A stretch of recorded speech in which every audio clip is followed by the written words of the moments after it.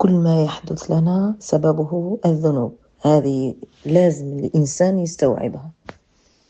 أي شيء يحدث سواء كان مع الزوج، مع الأهل، مع الإخوة، مع الجيران، مع أيا كان، أمور غير مضبوطة، أمور يعني غير مرتاحين، هذه السلف الصالح كان أحدهم يقول: إني رأيت آثار ذنوبي في زوجتي وفي دابتي. يعني عندما نشوف أني عندي ذنوب، أرى ذنوبي عندما تنقلب علي زوجتي أو دابتي لا تتحرك. يعني عنده مثلا أكرمك الله حصان أو أي كان حصان أو أي دابة يمشي بها توقفت. لماذا توقفت؟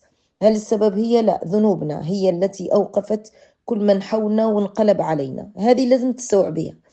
عندما نستوعبها ما يحدث يهون علينا، يهون.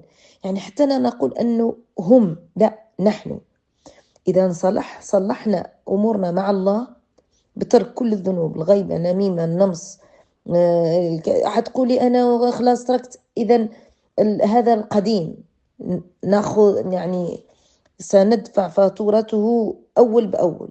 إذا علينا الآن أن نصلح علاقتنا بالله، وأمور أخرى بإذن الله سيصلحها الله بكثرة الاستغفار والتحسينات إن شاء الله.